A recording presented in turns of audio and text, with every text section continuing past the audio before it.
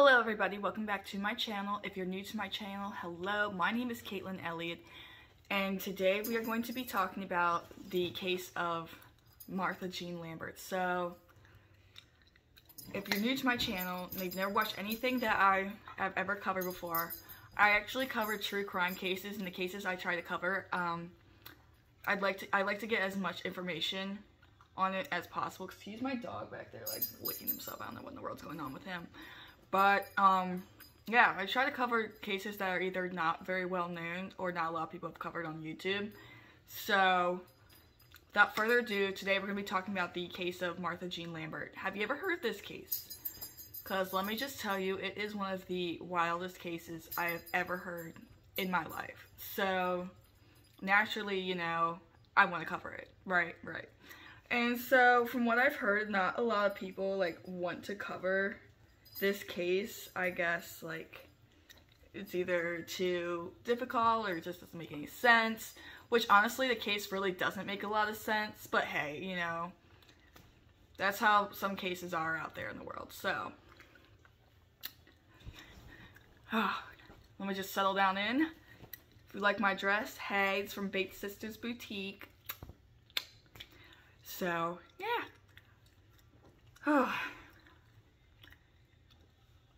Well, let me get on with the story. I wanted to say something, but like I completely forgot what I was gonna say. So complete brain fart, but yeah. Oh, I know what I was gonna say. So if you do like this video, make sure you like it, subscribe, share this video with all your friends, comment down below what cases you want me to follow to next time, next week, or anything like that. Just let me know what you think about it in the comments. Okay. So, like I said, today we're going to be covering the case of Martha Jean Lambert. Now, this case is going to be wild, so y'all might want to sit down for this one if you're not. But, like I said, it's going to be a crazy one. So, Martha Jean Lambert, she was born on March 25th of 1973. So, Martha Jean Lambert, she was the daughter of Margaret Ann Lambert. Well, Margaret Ann Lambert Pecan, because she got married and got her name changed, and Howard McHugh Lambert. McHugh, that's an interesting name, like a middle name. Like, my name's gonna be McHugh. But, you know, back in those days, you know, like, the parents, like, they were named, like, their middle names were, like, the maiden names, you know what I'm talking about? Like, my pappy, his middle name is Sprecher, because that was his mother's maiden name. So, it's interesting, isn't it? It's stuff that we think we know, but we really don't know, but, So, like I said, she was the youngest of 3 children, and she was the only daughter and the only sister. So she had 2 older brothers, and one of them we will talk about mostly in this case. His name is David Lambert. He is very well known in this case. So, yeah. So, Martha's home life, she grew up in the state of Florida. Martha's home life, it was a really rough one, as was quoted by her brothers, and what she used to say to her friends is that she hated being home and she hated her life at home. So her father was said to be an alcoholic with a, quote, explosive temper. So whenever he would drink, he would get pissed off and he would sometimes hit the kids. You know, it was just a hard life, like, for the Lambert kids to grow up in. And Martha especially, you know, like, she was the smallest, the youngest, and the only girl, so it was very difficult for her. And Martha's mother, her name was Margaret. Remember, we were talking about Margaret, her last, Margaret Lambert Pecan, or whatever. I don't know how to pronounce it. Please correct me if I'm wrong. So, she often fought with them when the children were home. So, like, there would be moments where, you know, Margaret and the guy named Howard, they would fight all the time. They didn't give a rat's ass that their kids were home, and it kind of made for a very, like, unstable home life. And she and her 2 brothers actually, like, they ended up getting moved out of the house and living in foster homes for most of their life. So we'd be bouncing around in, like, all these different foster homes for a majority of their life, which is, it's very hard to, like, have a stable childhood growing up whenever you're bounced around through all these homes, you know what I mean? And it just made for a very rough time for Margaret and Martha and her brothers. Margaret's the mother. Ooh, sorry y'all, getting ahead of myself. So, Martha, she was said to be very small for her age, but was quoted by most of the friends and family that knew her that she was kind of a force to be reckoned with. So she, even though she was it was said that she was like 4 feet, like 5 inches tall at the age of 12. So she was like really, really small. And she was like, I think they said like 60 or 70 pounds. But if you got into a fight with her, you better watch out, because she would let you know what it was like. Like, she would have let you know, like, what was up. And so Martha spent most of her time with her mother, and she actually considered her mother to be her best friend. Now, it's not said that, like, whether or not she had, like, a lot of friends, but she did say that she considered her mother to be, like, her best friend. Her mother would end up saying that after she went missing, that Martha considered her to be her best friend, which is actually so sad if you think about it. Like, that's awful. You know, like, my best friend is my daughter, and now my daughter's missing, blah, blah, blah. Like, it's so sad. But, so Martha, what she loved doing as a child, she loved going to church and to school. She absolutely loved school, even though, like, her grades at the time were terrible, because it was hard for her to concentrate doing homework at home when her father was acting a fool, being all drunk and belligerent, and her mother, you know, was fighting with the father, and it was just very hard for her to get all of her schoolwork done. So her grades eventually ended up slipping, and it was hard for her because she really loved being in school. And Martha, she also loved Thanksgiving, and she was excited because for Thanksgiving, her and her family would go to their grandmother's house, and she was completely looking forward to that because that's something that she's done for many, many years. So, Martha was actually last seen on November 27th of 1985. I know, 1985, Bruce Springsteen, Madonna, way before Nirvana, there was U2 and blah. And whenever I saw, like, that she went missing in 1985, the song went through my head, and I feel so bad for laughing, though, like, or saying that, though, but, like, it was just going through my head. I was like, 1985, you know, but, terrible of me. But, good song. It's called 1985, obviously, by Bowling for Soup. If you haven't heard that song is legendary. Legendary. I love that song. It's on my playlist somewhere. So, she had gone to school at Ketterlinus Junior High School, which, if you don't know what a junior high school is, it's mostly, like, between, like, grades 7 through 9, and they, it's kind of, well, it's hard for me to explain. There's a lot of, like, junior high schools in Pennsylvania. So, I mean, I grew up in Maryland, but Pennsylvania wasn't too far away from where I live, so my dad actually went to a place called Chambersburg Area Senior High School, and there was a junior high school called J. Frank Faust Junior High School that got torn down, and there's just, like, a lot of, like, junior, senior high schools in Pennsylvania. So, like, junior high schools, like I said, is mostly, like, middle school, because they used to have elementary schoolers in the school till grade 6. So from there, you would go from 7th to 9th grade junior high, 10th grade to 12th grade senior high. There we go. So while she was at this junior high school, like, whenever the classes had ended, she went to a friend's house, and she was just chilling out with her friends and, you know, hanging out with friends, you know, like I said, she was 12. So whenever, I know for a fact when I was 12, I loved hanging out with my friends. I didn't really hang out with a lot of friends, like, outside of school, but I did hang out with my friends as much as possible. And yeah, so it's very common for when you're 12 to hang out with friends. So she went to hang out with her friend, and after she hung out with her friend's house, at her friend's house, she went back home onto Carrie Lynn Road around 7:30 p.m. and she lived in a mobile home. Like I stated before, like, she lived in a mobile home, and so the Carrie Lynn Road had, like, a whole bunch of mobile homes, and that's where she and her family grew up. So we're going to talk about her disappearance. So at the time of her disappearance, Martha was about 4 feet 5 inches tall, which is extremely small for 12 years old. I think when I was 12, I think I was, like, maybe 4'11", maybe 5 feet tall. I'm 5'3" now, so, like, I haven't grown much. But like, to be 4'5" is so small. And she was 70 pounds. I can't say anything about the 70 pounds thing because I was probably 70 pounds when I was 12 as well. I'm very small for my age as well. I'm 24 and I'm 5'3" and 105 pounds, I think. So I'm very small. I understand where she's coming from. And she had blonde hair and blue eyes. Martha was actually said to be neglected and abused by both of her parents. And which is so awful because, like, she was already small as it was, but, like, there's times where her family wouldn't feed her. And there's often times where she was with her friends or she was at school, and her friends and her teachers would complain that she smelled like she hadn't bathed and she looked dirty and homeless and just looked like so, like, unclean. And that's so sad to think about. Like, sometimes her hair would be greasy, not brushed. Like, that's so awful. Like, oh my god.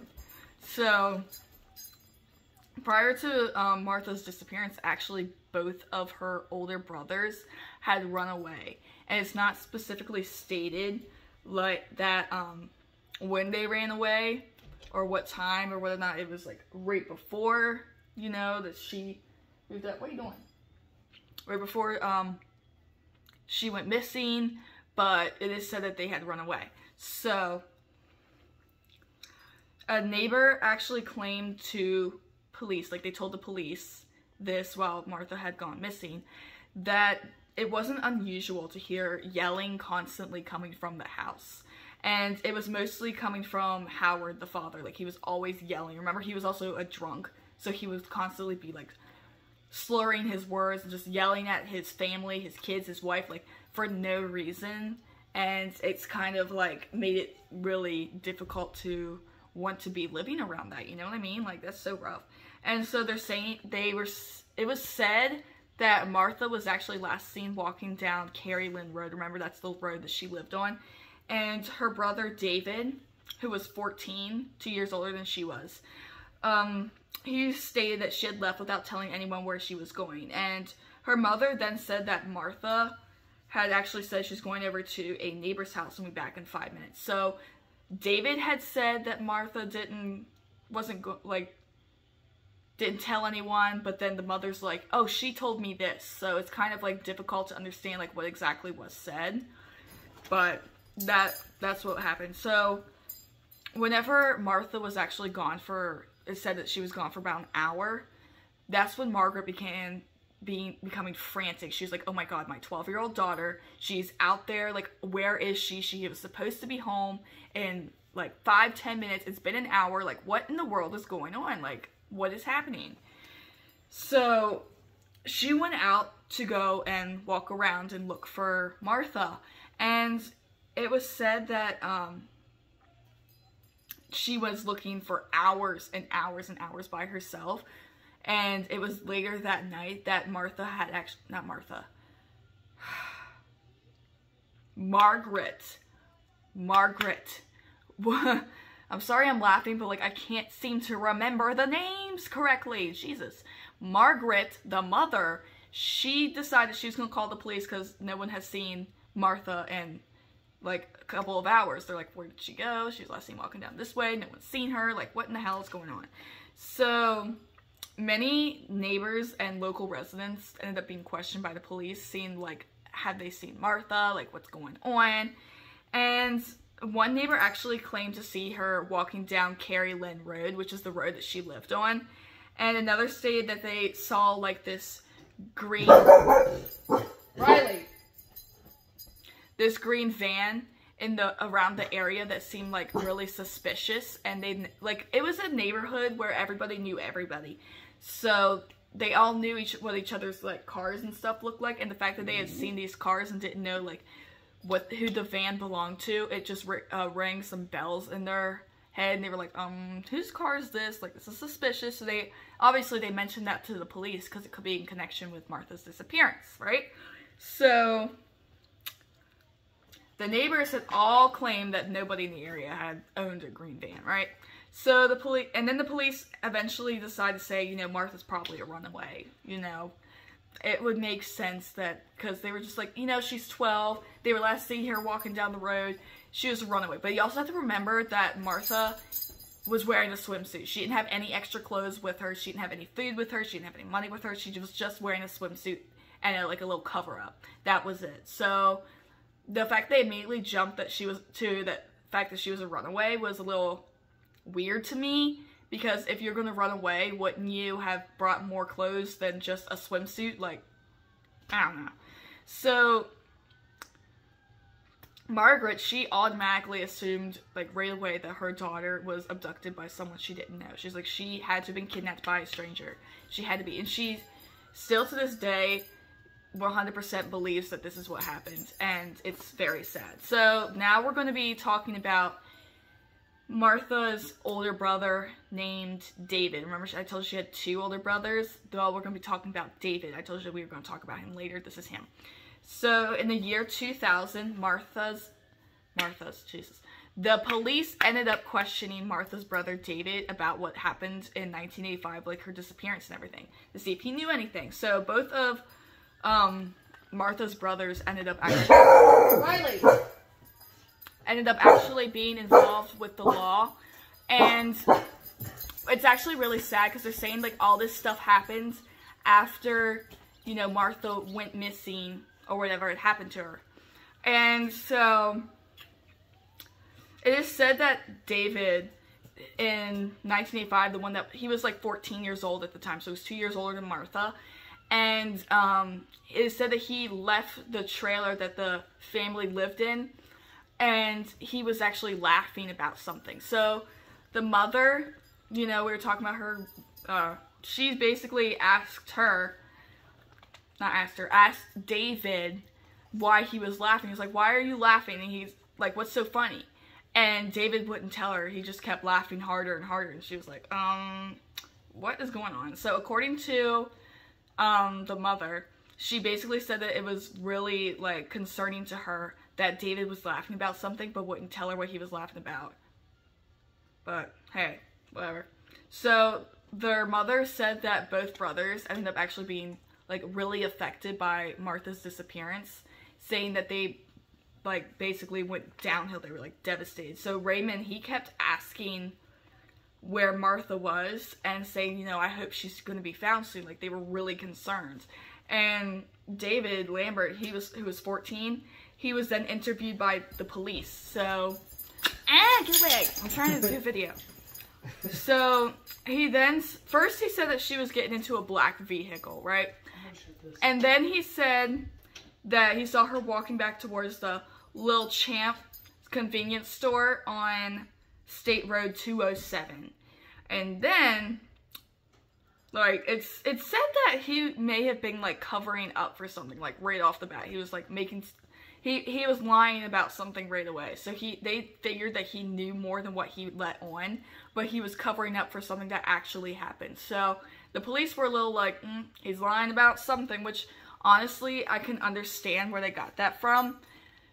Like, cause he's telling conflicting stories. He's saying one thing and then, like, after that saying, oh, no, this is what happened. And then, like, another time, oh, no. And I understand, like, he was 14 at the time, he's still young and stuff, but even then, if you knew what happened to your sister, you'd straight up go, like, this is what happened. Like, at least that's what I would do, you know?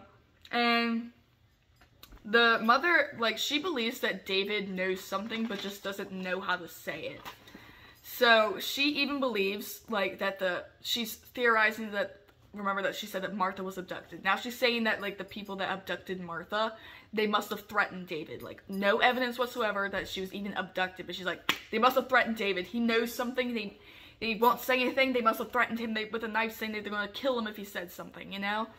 And so, when I read that, I was just like, is this mom delusional? Like, straight off the bat, she says that she was kidnapped and then says that David was involved and they won't say anything because he was threatened. Like, there was no evidence even, like, pointing to the fact that she was kidnapped. Nobody saw her get into a van.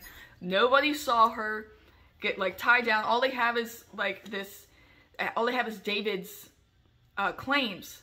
And David isn't very reliable, as you can see, because he's basically been, like, lying about everything because he's trying to cover up for something.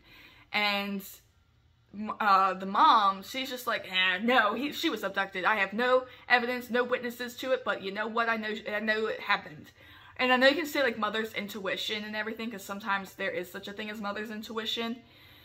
But still, you know, like, I don't know where she would have gotten that information from, because, like, there was no evidence even seeing that other than the fact that someone saw a suspicious looking vehicle in the neighborhood that they'd never seen before. Like, come on. So, like I said, we're going to bring up a man named Alan Godby. Now, he was 46 in the year of 1985, and he lived 2 trailers down from that house. So, he would have been born in 1944. And he helped search on SR 204, the road that the family lived on, for 4 days after the quote-unquote abduction, or I'm saying quote-unquote abduction because there's no evidence saying that she was abducted. Like, that points to that she was abducted. There was no witnesses to it. No one saw anything except for that creepy-looking van and Martha's mom saying, oh, she was abducted, you know? So, Alan Godby, he basically, like, he remembered Martha and how she was like back in 1985. So he remembered saying that she was always with different friends' homes in the family, in the neighborhood. So she was at different friends' homes in the neighborhood because she didn't want to go home to her family situation. Remember, the dad was an alcoholic, and they were, like, severely neglected at home, and there was just so many issues going on, you know? And so he basically theorized that, you know, maybe she would always go to these homes because, you know, it helps her escape from her home life, which I completely understand. Like, it makes sense. I wouldn't want to be by my home either, but, So, not only that, but, like, he kind of said that, like, Martha, she was a very friendly girl, but her older brothers were kind of strange, you know, like, they kind of acted weird, and they didn't really talk to a whole lot of people, and they just gave off some weird vibes. So, the neighbor, he also claimed that it was like, where they lived was a place where everybody knew one another, and it was just a very friendly neighborhood, and that if she was being abducted, if someone was trying to take her, like, he said that Martha would have felt comfortable enough to go and alert the neighbors, like, hey, you know, knock, knock, knock, this person here is trying to take me, you know, knock, knock, knock, I'm being followed by this van, you know, he said that she would have said something to them because that's how close-knit of a community that Martha grew up in. And so, I mean, it makes sense, though, it does. And so Alan, he is currently the only 1985 neighbor still living on Carrie Lynn Drive. Like, everyone else is up and moved away. They don't want anything to do with that place. Good for them, because I want to live in a trailer park for the rest of my life. So he also claimed that Martha would constantly say that she was never happy at home, and she never really had clean clothes to wear, and not a lot of food, and she always just looked dirty and smelled funny, you know what I mean? Like, you know those type of kids at school that used to always, like, smell funny? We used to make fun of them because they smelled, like, so bad. But then in reality, you're like, oh, they're homeless or they have a hard life, you know, and it makes you feel bad. That's how he felt. He was just like, these people, like, she was clearly neglected. She didn't have any clean clothes or anything. She just looked terrible. And he also claimed that there was a lot of anger in the Lambert family. Like, everyone was always fighting with each other. They were always mad about something. There was something going on behind closed doors that involved a lot of anger that nobody really knew about. So, that's interesting. So, it is said that after Martha's disappearance, her brother David, who was, like I said, 14 at the time, he ended up being addicted to drugs and alcohol. So, in 2000, he was actually arrested on drug charges, and he ended up being on probation. And then it is said that by David that he and Martha were actually very close. So it makes sense that her disappearance affected him so much, because if you're very close to somebody and they go missing or kidnapped or whatever happens, it's very difficult to move on with your life. Like, people get stuck in a rut. Like, I've covered stories, you know, where the siblings get really upset, or the parents do, and it's a very difficult time for everyone, especially David. He took it the hardest. So, according to Martha's mother, she actually ended up, this actually like really pissed me off when I read this, she actually blamed the 14-year-old son David for Martha's disappearance, saying that, and as quoted from the mother, David was just so protective of Martha, and I don't know how he could have why he couldn't have prevented her from being kidnapped, end quote.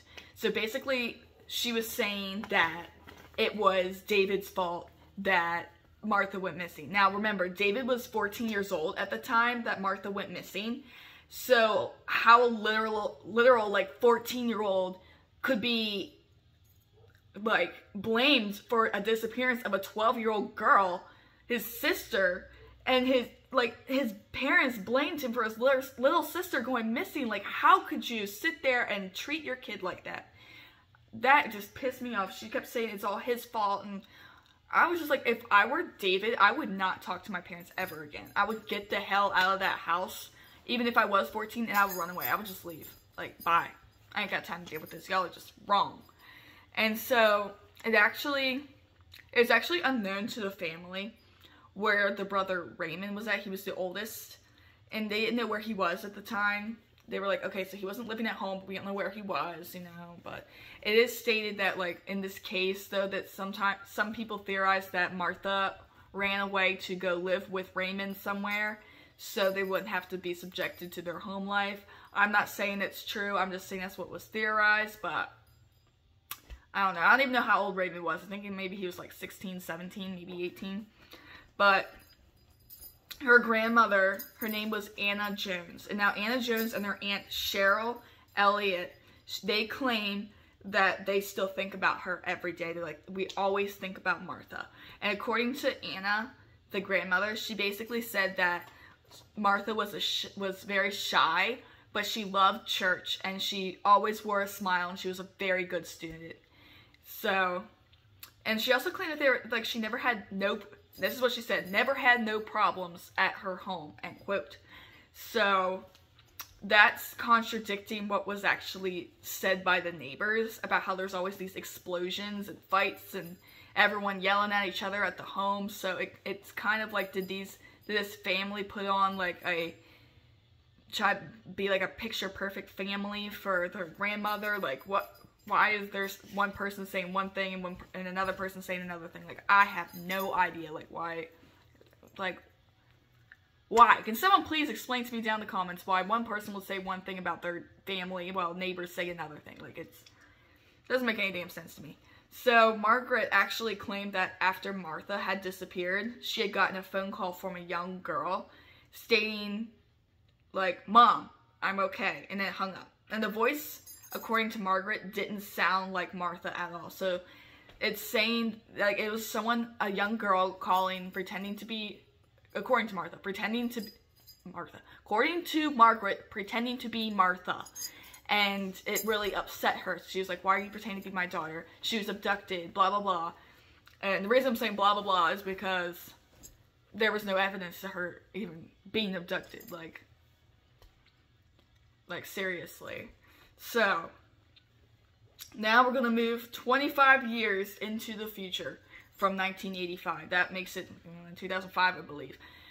So, even after all these years, the police, they were unable to track down Martha or her abductor, quote unquote. So, it was said, like, they just gave up on, like, searching altogether unless there was any, like, big clues or, like, people calling in. They were just like, look, this is gonna be a cold case. There's no evidence pointing to an abduction. There's no evidence, like, saying anything else about it. Like, there's nothing going on here. We can't do anything. We're just gonna have to let it sit cold. So, 25 years later, David, remember the 14-year-old? He had grown up, but he was never the same after what happened to his sister. So, it said that it affected him mentally, and he was just not okay. He was just in so much pain. And one day, he actually showed up at the St. Johns County Sheriff's Department. I'm not 100% sure where St. Johns County is, So if someone knows what that is, I'm thinking it's in Florida, but I'm not 100% sure. So he came in there and he started saying, like, I know what happened to Martha back in 1985. And the police were all like, oh shit, tell us, like, if you know what happened, like. But remember, the mom said he said one thing, another thing, another thing, another thing. So David's like, I need to get this off my chest. I need to talk about what had happened. So he broke down in tears in the middle of this police department and told them what happened back in 1985 to Martha. And when I was reading that, I felt so sad, because I was just like, this is someone who is going through something and is haunted by something to the point where it's become traumatic for him, and he suppressed the memory for so long, and it got to the point where he couldn't take it anymore, and he was like, look, just need to tell someone, because it's starting to affect me so much. Remember, we said he became, like, addicted to drugs and, like, alcohol and all that, so he's probably, like, so upset about this whole thing. So it is said that, well, on the day of Martha's disappearance, David and Martha decide to leave the family home to get some fresh air, because they felt stuffy in their little trailer. So they went to the store that was nearby, and they got some candy, and they went to an old abandoned college to play. And while they were at the college campus, David and Martha, you know, they started to fight a little bit, you know, like how normal siblings are. If you don't fight with your siblings, are you really siblings? Like, seriously, I fight with my siblings all the time. So it is said, according to David, like, this is exactly what happened, what they were fighting about. So it is said that David had given Martha $20 to spend of his own money. His own money. He gave it to Martha. Like, what a good brother. Gave Martha his own money and said that she could get candy or whatever she wanted, you know? Just go ham is what he's saying. Go off, sis. Go. Get whatever the hell you want. So, according to David, Martha Jean, she got pissed off and started punching David in the face because she was upset that he wouldn't give her more money than the $20 of his money, which honestly, if that was my brother, I would have been like, oh hell yeah, $20. He didn't have to give her shit, but she's sitting there punching him in the face, which I'm not sure how tall David was at the time. Remember, like, Martha was like 4'5", so it's kind of like unclear how she was able to reach his face. I'm sorry I'm laughing though, but it's kind of like curious to me. What are you doing? Alright, cool. So he said he got, like, so irritated that he just started, like, shoving Martha back. She's like, get away from me, like, stop punching me, like, what the hell's wrong with you? And she ended up tripping and falling. And when she fell, she hit her head on what David said was a rusty nail, and it pierced her skull, and she ended up, like, just laying there. So he starts freaking out, right? Like any normal person would. He's freaking out. He's running up to her, and he's, like, trying to get her off the nail. And as he's pulling her head up, according to David, like, there's a hole in her head where the nail had pierced through her skull, and blood's just gushing down her head. So he starts just carrying her, and he's, like, calling for help, like, help, you know, my sister, she's fell, you know, she's hurt, can someone please help me, she's unconscious. And there was reportedly nobody was there to help him, which is so sad. I can only imagine, like, you're just got into a fight with your sibling, next thing you know, they're, like, dead, and you're like, oh my god, you know, I can only imagine how much guilt he must have felt.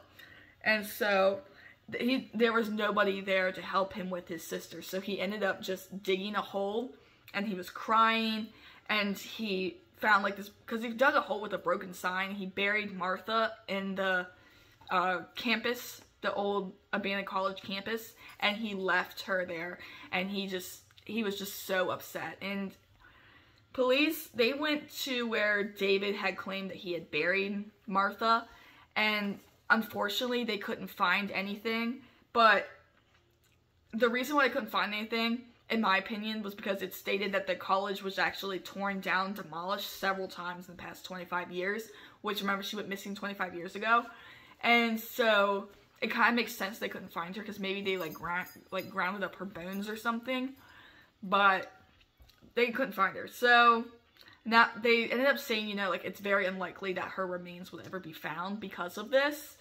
And so, it upsets me because, like, it hurts my feelings that he's so upset about it. Like, oh my god, I can only imagine. So, David and Martha's mom, she straight up, like, told the police when they questioned her about, like, what David said. She said it was a lie. She's like, no, my daughter was abducted by a stranger. There was no way this has happened, blah, blah, blah. And he said basically, like, he's been saying that same story ever since Martha disappeared in 1985. He just wants attention. He made it up for attention. And the police actually, they believe that David was telling the truth, because it's just like, and it's said by David that he was not afraid of the police. He was afraid of his mother. He couldn't tell his mother the truth because he was afraid that, you know, he according to David, he was told, he said that if he would have told his mother that he accidentally killed Martha, he was sure that she would kill him too and would never forgive him for what he did to Martha. And to this day, Martha and David's mother, she still believes that Martha was abducted by a stranger and that she's still alive today, but I don't know. So my thoughts about the whole thing is that I personally believe that David was telling the truth and about what happened to Martha, and why should he feel the need to lie about it if it's his little sister that he was so close to? Why would you need to feel the need to lie about that? Like, that's what I don't understand. And I believe that Margaret, the mother, like, she refused to accept that her son could have accidentally had killed her daughter. Basically, she was in denial about the whole thing. So she made up this story about her possibly being kidnapped, and that they told David to make this whole thing up for, so that he wouldn't possibly get taken too, and all this other nonsense. And I do think that since the burial spot was demolished, like the college was demolished, it will become like next to impossible to find Martha's remains. So that's my thoughts on this whole story. And that was the story of Martha Jean Lambert. Her body has never been found, but it's still an open, like, it's a closed case. They're basically saying that David did it, and he owns up to it, and he feels horrible for what happened. And they're saying that he's not being charged with it because when it happened, he was 14, so he was a minor when it happened, and it was not intentional. You know what I mean? So he didn't intentionally try to kill his sister. So that's my thoughts and my theories. But please let me know your thoughts and opinions down below in the comment section. Please like, subscribe, share, share with your friends and family. Let the story be known to everyone in the world so they know about this case, and hopefully, you know, justice for Martha and her family, because it's so terrible. Like, that's a terrible, like, story that just happened, you know. But yeah, so that's it for today. So I love you guys, and I'll talk to you guys next time. Bye!